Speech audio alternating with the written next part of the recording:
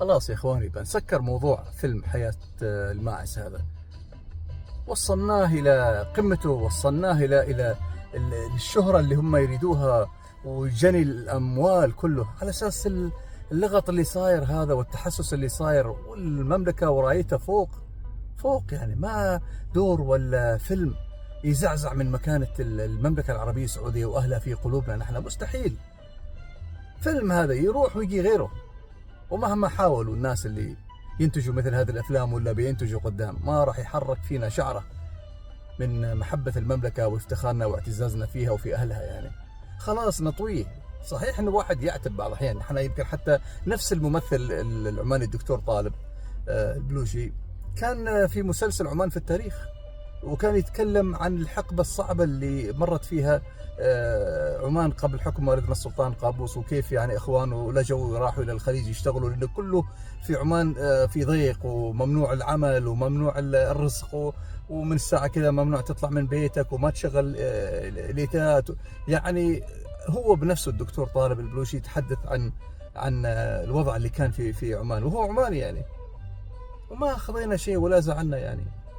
يمكن عاتبنا بعض الأحيان على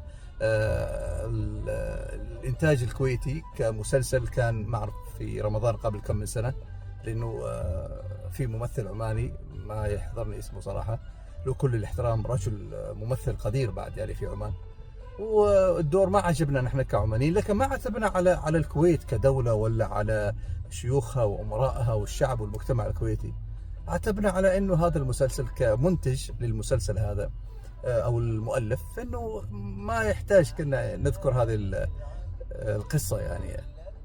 فالأمور كذا تمشي. أهل المملكة العزيزة، اطوي ابعد ارمي من هنا وهناك. العزيز عزيز واللي في القمة في القمة. فموضوع وانتهى، وهذا آخر موضوع أنا أتكلم فيه عن هذا الفيلم، فيلم حياة الماعز، لأنه مهما كان هذا الفيلم بيروح بيجي غيره، وبتظل محبتنا واعتزازنا بدول مجلس التعاون وبالمملكة أسمى من كل شيء يعني. حالة فردية تحدث في السعودية، حالة فردية تحدث في عمان، يصير في كل مكان يعني. في الأسرة الوحدة نفسها بين الأخوان في واحد مش طيب يعني، حتى يأكل أموال أخوانه الأيتام يعني يصير.